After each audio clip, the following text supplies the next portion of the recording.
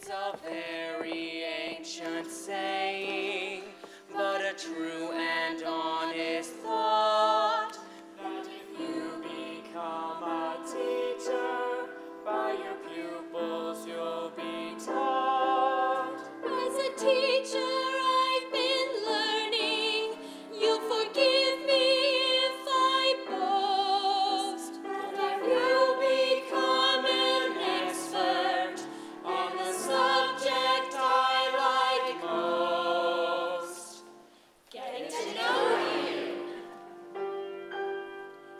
getting to know you, getting to know all about you, getting to like you, getting to hope you like me, getting to know you, getting in my way but nicely. You are precisely my cup of tea. Getting to know you, getting to feel free and easy.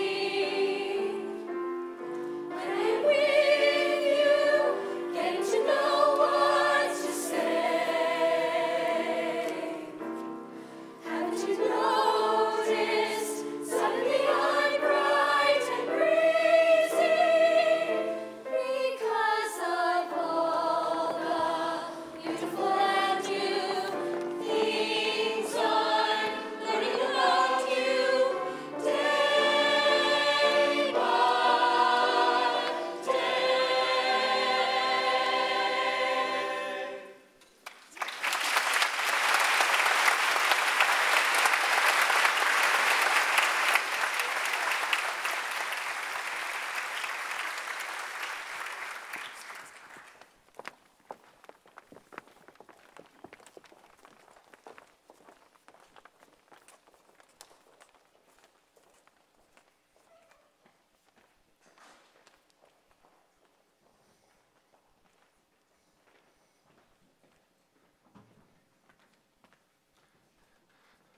Welcome. What a great performance. What a great showing of the Kinkaid community. Hello, my name is Tad Mayfield. I'm chair of the Kinkaid Board of Trustees. Can you imagine a more important or exciting time at Kinkaid? This is truly a historic day, one that has occurred only 3 times prior in our 107-year history. We have been blessed with great stability and even greater visionary leaders who have carefully guided the school into prominence on a local and a national level. As we look forward with new leadership, we first give thanks for our past. For Headmasters Margaret Kinkaid, John Cooper, Glenn Ballard, and Don North. Each of these leaders have left an indelible imprint on our school, and we are all grateful for the foundation of excellence that they have established. Today we are gathered to celebrate all that our school is and all that it can be. Today we celebrate new beginnings for our children, our school, and our community. We celebrate new leadership with this historic installation ceremony of Dr. Andrew D. Martire. Andy, as he likes to be called, comes to Kinkaid with an impeccable record of achievement. His academic pedigree is second to none. His success in teaching, in leading, and inspiring both young and old is exceptional. I've had the good fortune to get to know Andy and his family over the course of these past 18 months. I think you will find very quickly that in Andy we not only have a gifted leader, but a wonderful man who values family, believes in tradition, and embodies our core values in all that he does. Andy, on behalf of the Board of Trustees, the more than 320 faculty and staff, the 1,404 students, as well as countless families and 6,000 and counting alumni of the Kinkaid School, we officially welcome you to the Kinkaid family and your wonderful family, Eva, Belle, Tyler, and Max. We are honored to have you part of this community, so consider yourself at home and part of the family.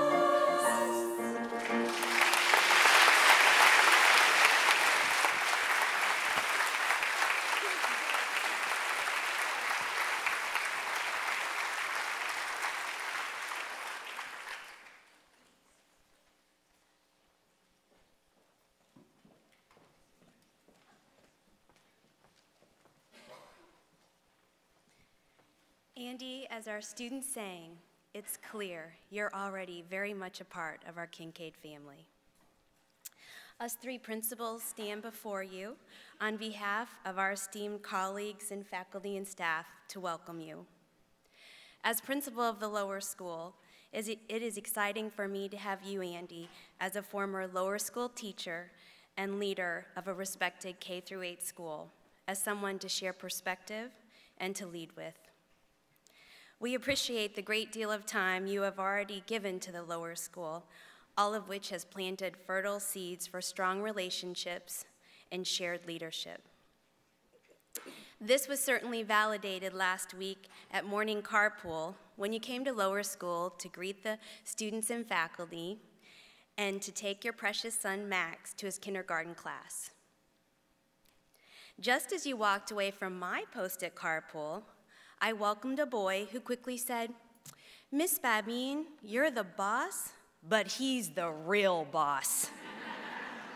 I would say, Dr. Martire, you've already left your mark in the Kinkaid Lower School.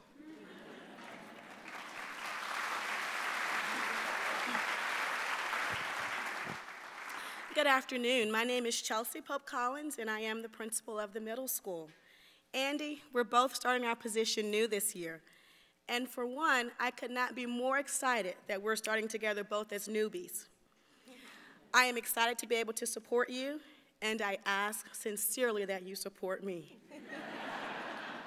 You have already given me the encouragement to create, to dream, and to do for our middle school. Like Krista, having children as part of our middle school community is indeed exciting. And I have to admit, just a little bit unnerving to think that the real boss's two children are in the middle school. What I enjoy most are the opportunities where we share classroom stories together. I am struck by how much you truly enjoy teaching fifth grade boys. Your eyes light up and you smile from ear to ear when you talk about teaching, coaching, and molding young students. Please know that if you ever find time, extra time, you are more than welcome to come to the middle school and substitute for faculty and the principal, especially during lunch and carpool duties. Our faculty shares the same enthusiasm as I share, Andy, in understanding the vision that you've set forth for our middle school. Because you have been the principal of the middle school, you've taught in middle school, you sincerely understand middle school. And for that, we say thank you. It feels nice not to just be in the middle, but to be a part of. With your continued support, we are poised for great things in the middle school for this year and many years beyond. Welcome and congratulations.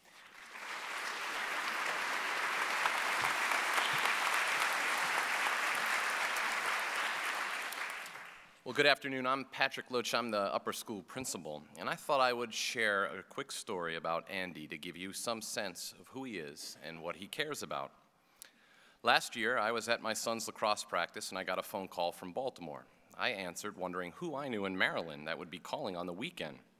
It was Andy, and it was the first time we had spoken since he had accepted the position.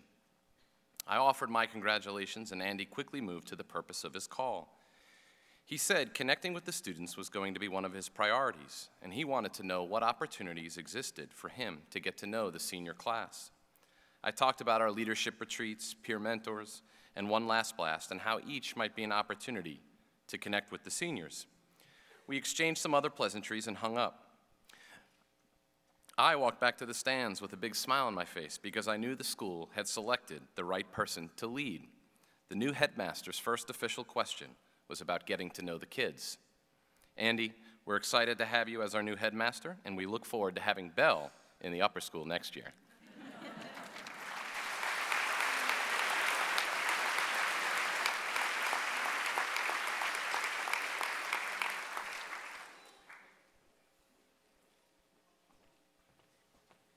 Good afternoon, everyone.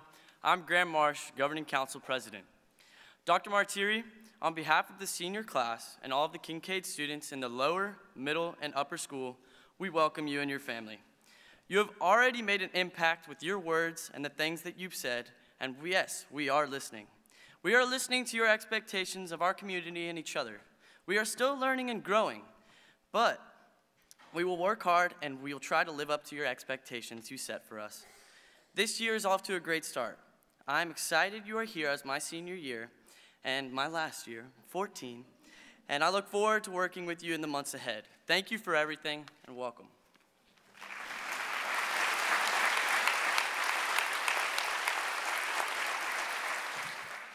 Good afternoon. My name is Annette Stevens, president of the Kinkaid Alumni Association. I'm the graduate of class of 1982, proud parent of 2 current students and 1 alum. Andy, I think you have already found that there is deep affection and great pride in this school by so many, whether they attended Kinkaid or not. Our alumni are incredibly connected to and interested in Kinkaid and everything that happens here. Doesn't matter what decade we graduated in, they still bleed purple and gold. So on behalf of all the Kinkaid alumni, we welcome you as well. We're here for you, to help you, to connect you to both our past and our future, and to support you in your important work. Thank you for embracing our past and guiding our future.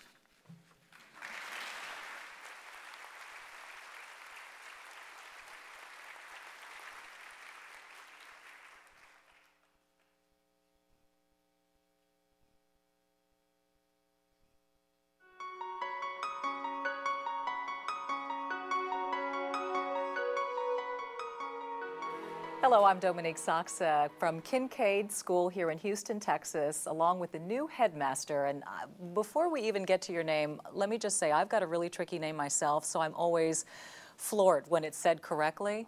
So tell us how to pronounce your name. Martire. Martire. Rhymes with cheery or weary. Or weary. Or teary. Or teary. Martire. Do you prefer to be called Andy or Dr. Martire? Andy, please. Andy is good. Okay, Andy. Well, first of all, welcome to Houston. Thank you. It's great to have you here, and you are at a school that has such an incredible reputation in Houston. Tell me about the process of getting you here, and what is it about Kinkaid that made you say yes? There were really 2 things that jumped out to both me and my wife and our family. The first thing that really impressed my family and me was the school's genuine commitment to arts, athletics, and academics. At Kinkaid, we believe in all 3 and we do all 3. I've seen some places where there may be some lip service to 1 or 2 of those categories, but here at Kinkaid, we really believe in all 3. The most powerful thing that really jumped out at us, though, was the people. We were blown away by the sincerity, passion, and commitment of everyone that we met here. That was faculty and staff, parents, trustees, administrators, students. We sensed their warmth. We sensed their love for Kinkaid. And that really made an impression on us. As Tom Simmons said, it was like meeting old friends for the first time. Sure. Tell us about your family. You mentioned them, and obviously their input must have been huge in your decision-making process. You've got some kids that'll now be joining the Kinkaid community as well, so tell us about them. I do. I have a wonderful wife, Eva, who is a high school sweetheart. Oh. We were set up by her father, who was my high school advisor. Wow. And he said to my parents, when I was in 9th grade, I have a daughter for you. I have someone who Andy's going to marry. Unbelievable. And they thought he was kidding, but he was serious. Wow. Now, I like to say that he said that to about 10 other students' parents also. And of course, when he went home to tell Eva that he had a boy that he wanted her to meet, she said, "Dad, if you like him, I don't want to meet him. He must be a loser." And that is all a true story. So we didn't start dating in 9th grade, but we did start dating in 12th grade, and we got married. So it took her a few years to figure out you weren't a loser. It took her a few years.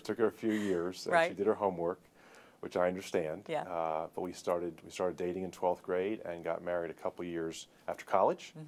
We didn't go to the same college, but we got married a couple years after college, and we have 3 kids: Belle, who's going into the 8th grade, Tyler, who's going to the 6th grade, and Max, who's going into kindergarten.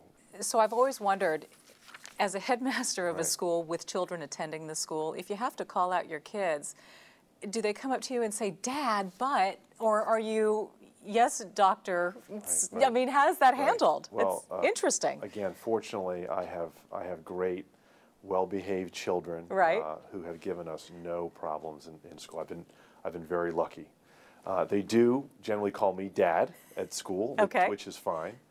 Towards the end of last school year, at home, Max started to call me Dr. Martire, which I got a big kick out of. So it's mostly Dad at school. Dad at school, Dr. Martire Right, at and home. I'm sure that'll continue. That's very So funny. it's all good. It's a lot of fun. You must know about the rivalry between Kinkaid and St. John's. And there's an interesting story, I understand, with your parents as well, a connection, one of these Yes. 6 degrees of separation stories. Yes. It's pretty incredible that Yeah. the head of St. John's School, Mark Desjardins, his parents live about 2 blocks away from my mother and stepfather in Baltimore. That's insane. Obviously, you've been in Baltimore most of your life. We kind of have a football team here we're really proud of. Yes. Football season starting. Yes. Where yes. are you standing on this, Andy? Well, last October 2012, when I came to visit, I Right. gave a speech before the Kinkaid parents, and it was the week before the Texans played the Ravens.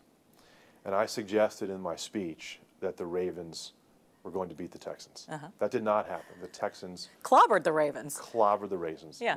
However, the Ravens emerged, as everyone knows, as Super Bowl champions. Yes, they did. Again, for the second time in their history. So I will continue to proudly root for the Ravens.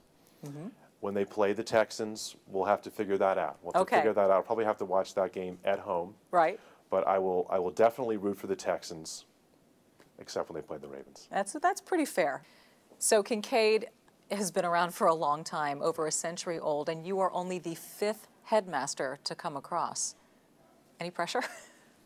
No, in fact, I see just the opposite. Right. I was very fortunate at Calvert. I was the 6th headmaster at Calvert Right. in 116 years there, and now I'm the 5th headmaster at Kinkaid in a 107-year history. Right. I see that actually not as pressure, but as great stability, and in great support and confidence from the Board of Trustees in the headmaster.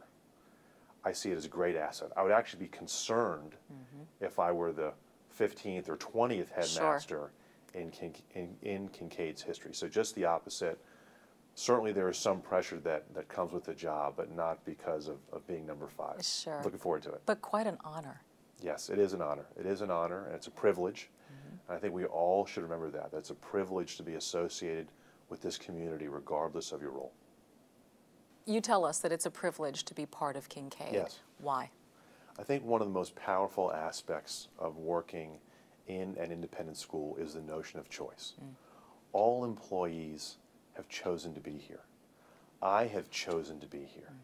The parents who send their children here year after year after year, generation after generation, have chosen to send their children here, all to work towards a common mission and common goal of supporting Kinkaid School. I think that is very powerful, this notion of choice and pride in the school. We will know that you've become a true Texan when you get yourself a pair of cowboy boots. Has that happened yet? I do not have cowboy boots. Okay. I do not have cowboy boots yet. I'm definitely looking forward to getting my first pair, though. Well, Dr. Andy Martire, Thank we you. welcome you and wish you all the best here at Kinkaid. Thank you very much. Thrilled to be here.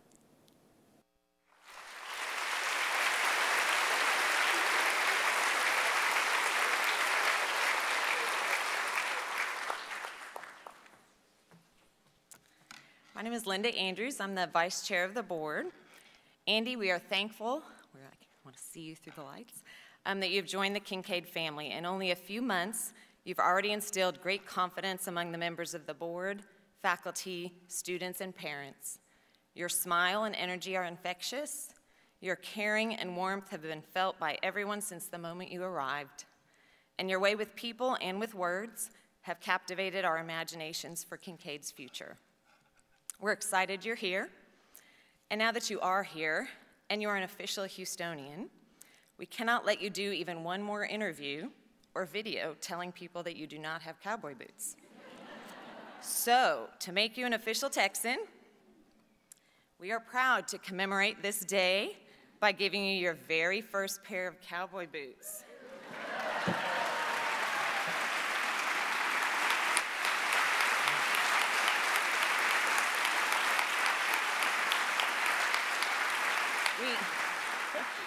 hope you will wear them in good health, and we look forward to following you in your big boot steps and your visionary leadership at Kinkaid for years to come.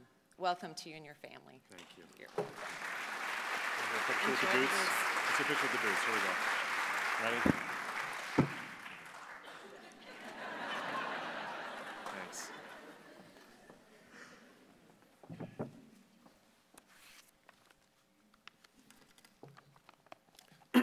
Good afternoon, and a special thank you to all the Kinkaid students who performed this afternoon.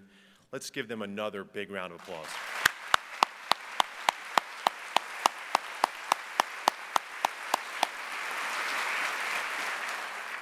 They put together these wonderful acts with everything else going on at the start of school. One of the things that attracted me here to Kinkaid was the incredible fine arts program, and I'm glad that we could all see a glimpse of that this afternoon. I asked several times that this program be low-key, and I am learning that we don't do low-key very well here at Kinkaid. We have a big crowd, and I'm afraid that you were here under false pretenses. I think we may have bribed you to come or promised some sort of tuition discount. Because surely you have better things to do on a Sunday afternoon than see my gray hair in high definition on the big screen. It's probably too late to start dyeing my hair now that you've seen it gray. All kidding aside, thank you very much for coming this afternoon to support Kinkaid, my family, and me. We really appreciate your being here. Thank you very much to the organizers of this event, in particular Jen Pardee and the Advancement Office. While I'm giving thanks, I also must thank my administrative colleagues for their teamwork and spirit and their kind words. I'm definitely going to owe the principal something after those kind words. The Kinkaid faculty and staff for their hard work and skillful dedication to the school, and the Board of Trustees for its remarkable commitment to Kinkaid and for its confidence in me. I must in particular thank Tom Simmons, Tad Mayfield, Linda Andrews, and Anna Lee Waite of the board for their outstanding support over the past year and a half. To my predecessor, Don North, who is not here this afternoon, I want to say thank you for leaving Kinkaid in great shape and for all your help and time during the last school year and throughout the summer to ensure a smooth transition. I called Don last week and we had a good laugh. I can't tell you what we talked about, though. To my out-of-town guests who flew in to be here today, your presence means so much to me. I know what your schedules look like at this time of year, and yet you made time to attend.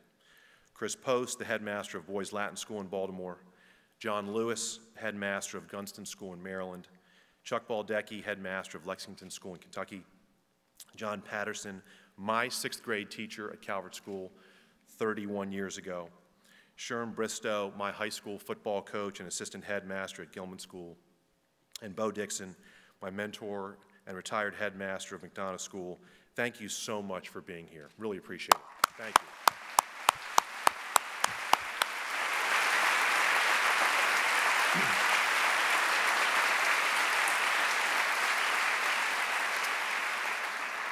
To my family, my wife Eva and my children Belle, Tyler, and Max, to my mother and stepfather who are here, and to my family members in Baltimore, including my 93-year-old grandmother, who always hoped that someone in the family would make it to Texas someday. That's true. Words do not express how much I appreciate your love and support, both today and every day. Thank you. Belle, Tyler, and Max were all born when I worked at different schools. Belle when I worked at Gilman, Tyler at Ranney School, and Max at Calvert School. And I'm very pleased to announce today that at Kinkaid, no more children are in the plans, except for a new puppy to join Percy the Black Lab at some point soon. There's been some speculation about whether anyone in my family would develop a Texas accent. Well, I'm not sure that will occur. Our vocabulary is expanding. Just a few weeks ago, we were sitting in the kitchen, and Max announced, "I'm going to the other room, y'all." And then for added effect, he said "y'all" again, just to try out this new word that was now part of his lexicon. As you can tell, I've been extremely fortunate. I benefited from the love of family, the support of great teachers, colleagues, and mentors, including my headmaster, when I was a student at Gilman Ready Finney. Some of you heard me talk at upper school and middle school assemblies about Mr. Finney and his lessons of first, second, and third class citizens. And he is still giving me support through his long-distance emails from his farm in Maryland. I've been very fortunate to receive an excellent education and work at some of the best schools in the country, including 2 of my alma maters. I've been able to interact with boys and girls from ages 4 to 18. I've been able to come to school with at least one of my own children since 2003. And I've even had the opportunity to give the boss a tour of my school in New Jersey, Ranney School. And by the boss, I don't mean Tad Mayfield, chair of our board, I mean the boss, Bruce Springsteen. I left immediately thereafter to become headmaster at Calvert School, and my successor as upper school head at Ranney, John Lewis, who is here with us today, would call me from the private concerts that Springsteen would give the Ranney faculty just to torture me. Thanks, John. And now I'm extremely fortunate to be the new headmaster here at Kinkaid, and I accept this position with humility, gratitude, and excitement. How did I get here, you might ask? Well, in the spring of 2012, I got a call from Jim Wickenden, who along with his wife Martha run a first-rate search firm called Wickenden and Associates. Now, Jim had called me before, and I sort of looked forward to hearing what great job Jim and Martha might have for me. The call would go something like this: Andy, have a terrific opportunity for you. The position is special assistant to the dog catcher at the outdoor school for chilly children in Nome, Alaska. With your background and credentials, you might be in the top 25 for this job. And I would say, gee, Jim, that sounds like a tough one to pass up, but I think I'll stay put at Calvert. So Jim called me in March of 2012 and said, Andy, I have a terrific opportunity for you. We just got the assignment to find a new headmaster at Kinkaid in Houston. Houston? I said in disbelief. Come on, Jim, seriously, Houston? Andy, have you been to Houston recently? No. About 30 years ago when I saw a game at the Astrodome and went on rides at Astroworld. And then, with a serious tone that I had not heard from Jim before, that basically admitted that he had called me with some less than ideal leads in the past, he said this: Andy, Houston is booming. The city is alive with arts and culture. And Kinkaid is not only the best job open this year by far, but it is one of the very best schools in the country. You have to go down with Eva and take a look. So I said to my wonderful wife, what do you think about taking a look at Kinkaid? She did not say, Houston? She said, sure, let's go. And we came down in June 2012 to find a vibrant, diverse, thriving city, a fantastic campus with new land to boot, a curriculum that had a genuine commitment to not just academics, but arts and athletics, and was not afraid to say, we want to be great at everything we do. But most impactfully, we found people, special people who obviously loved this place. They went above and beyond to show us Kinkaid, to tour us around town, to get to know us in a short period of time. And most of all, even I could tell that they cared deeply and passionately about Kinkaid because of what the school had done for them. We came back in July with Belle and Tyler and again witnessed this care, warmth, and spirit.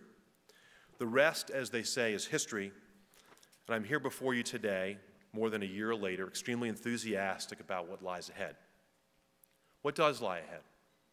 Many of you have asked me about my plans for Kinkaid for the future, and I have not answered with many specifics, partly because decisions need to be made in conjunction with the board and the faculty and staff, and partly because the core values of Kinkaid, respect, honesty, kindness, and responsibility, should endure regardless of the course of events to come. However, I want to tell you a story that helped shape me as an educator and crystallize certain principles for me. The year was 1995. I was 24 years old, and I was teaching 5th grade and coaching 9th and 10th grade football and basketball at Gilman School in Baltimore, a school that I graduated from just a few years before. The fresh soft football team, as we called it, had boys who were not big enough or skilled enough to be on varsity or JV. I was the head coach. We had only about 18 or 19 boys on the roster, and that was before the injuries set in, including a broken ankle on the one boy who had even a glimmer of speed. We were, in short, the bad news bears. We were slow, but we were small. We could never practice 11 on 11. We had coaches essentially practicing with the team, and the losses kept mounting. We had a lead once for about 12 seconds, literally 12 seconds, until the team ran the kickoff back for a touchdown after we had somehow moved ahead by a few points. We finished winless at 0-7, but I was proud of those boys for their determination and for the fact that no one suffered a career-ending injury. I had no idea whether those boys would want to play again, so I was very pleased that most came out the following year, in 1996. I had done such a good job guiding the team to 0 wins that Mr. Bristow, my high school football coach, another one of my mentors, my athletic director in high school, and he's here with us today, Mr. Bristow thought that maybe somebody else should be the head freshman coach. And I became the offensive coordinator for the junior varsity for that season. So the season starts with many of the boys from last year's freshman team, now 10th graders on my JV team. And all of a sudden, the same plays that I had called from the year before are now working. And we're moving the ball, and we're winning. I actually look like I can coach now. Did I suddenly become an offensive wizard? No. The big difference was a skinny freshman quarterback who maybe weighed 140 pounds soaking wet. A boy whose name may ring a bell to the lacrosse fans in the audience, Ryan Boyle. Ryan Boyle would go on to be a high school and collegiate All-American lacrosse player, lead his Princeton lacrosse team to a national championship, set Ivy League season and career records for assists, and win multiple professional and world lacrosse championships. But back in 1996, he was a skinny freshman, a very good skinny freshman who could pass and run. And our JV team was undefeated at 8-0 with Ryan not throwing an interception the whole year. Fast forward a year to 1997, and I'm now a varsity assistant coach. And Ryan becomes the starting quarterback about halfway through the season as a sophomore. He leads the team to victory over our arch rival in the season finale. There was great momentum building for his junior year, 1998. That year dawned with Ryan in control of the offense and those freshman boys who were winless as 9th graders, now seniors. In that season, we entered the final game undefeated, as did our arch rival, McDonough School. There were no playoffs for the private schools in Maryland then, so this would be the final game, and it was for the league championship. In a moment that will always be crystal clear and vivid in my memory, and in what may have been the very best combination of arts and athletics I have ever seen in a short period of time, senior Daryl Jordan, one of those winless freshmen who is now a senior, stood at midfield in full uniform, and he sung a stirring rendition of the national anthem. Then he buckled his helmet, sprinted down the field, and made the tackle on the opening kickoff deep in the opponent's territory. With that emotional lift from Daryl to get us started, we would win the game and finish the season 10-0 for the first time in school history. Those boys who as 9th graders did not win a game, kept training, kept playing, and many of them ended up as varsity starters, and they won every game as seniors. They didn't quit when they could have, or quite frankly should have. They persevered, and they were rewarded with an undefeated season, aided by Ryan Boyle's state record passing completion mark of 78%. The picture of those seniors is in my office here at Kinkaid. What would Ryan Boyle do for an encore the next year, his senior year? Ryan decided that he would work harder than he'd ever worked before, that he'd be the first to practice and the last to leave, and that he would not only perform at the very highest level, but also lead. He called his own plays that year, which is highly unusual for any quarterback, let alone a high school one. The team again went undefeated at 10-0 and won by a combined margin of approximately 420 to 40, with the starters rarely playing past the third quarter. And Ryan's picture's in my office too, holding the Gilman-McDonough football trophy after his last game. So what do I take away from those 5 seasons? The first is this: anything is possible. Anything is possible when we are teaching and coaching. Limits that we set are largely self-imposed. Boys and girls grow up, they are remarkably resilient, and the proverbial sky is the limit. I spoke of ninth grade boys winning 0 games and then 3 years later winning them all. That very same growth is possible in academics and the arts. Our expectations for students here at Kinkaid should be high, as are our expectations for the school, and what we hope to accomplish in the years ahead. Noted children's author Shel Silverstein wrote a poem that I think encapsulates beautifully the notion of striving for great heights. Listen to the mustn'ts, child. Listen to the don'ts. Listen to the shouldn'ts, the impossibles, the won'ts. Listen to the never-haves, then listen close to me. Anything can happen, child. Anything can be. The second thing I learned from coaching those boys is that teamwork truly matters. It is a cliche, but it is true. Ryan Boyle was a once-in-a-coaching career kind of player. He rewrote the record book. He garnered too many awards to list. But he had a team of very good players around him, many of whom would play a variety of college sports. And the defense, as I mentioned, only gave up about 40 points the whole year. Myself accepted, Ryan had an excellent coaching staff, a coaching staff that just 2 years later will be the subject of the book, Season of Life. One of those coaches, Joe Ehrman, has spoken at Kinkaid.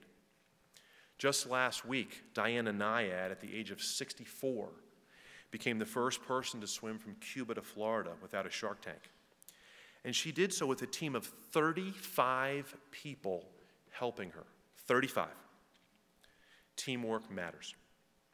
Here at Kinkaid, we hope and expect for outstanding Ryan Boyle-like individual performances from employees, and we need teamwork and communication.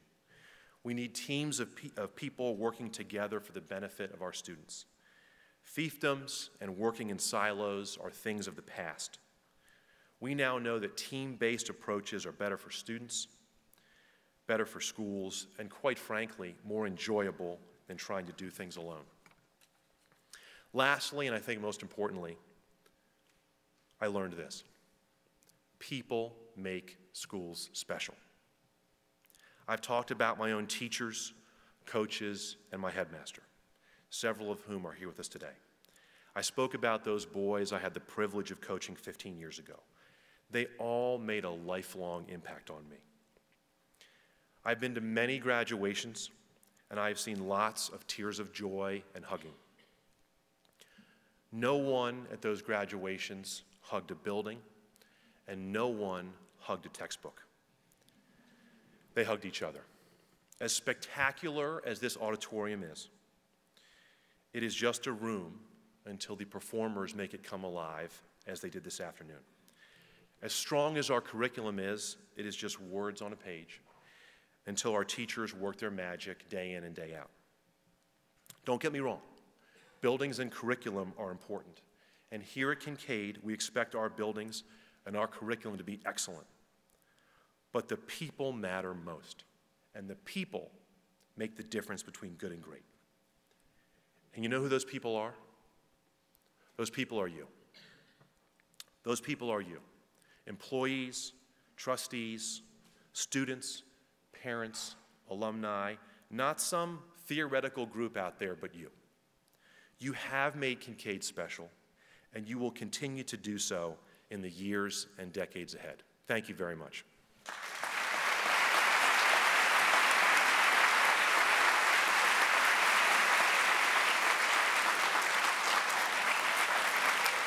Thank you. Thank you.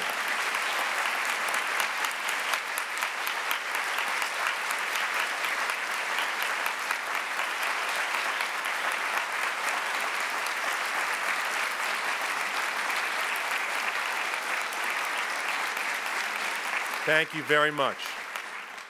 That's a good act. Please stay standing, because we will all stand and sing the school song with the lower schoolers who are now coming to stage. At the end of singing Kinkaid, My Own Kinkaid, please join my family and me in the Ogilvy lobby to continue the celebration. Thank you again very much.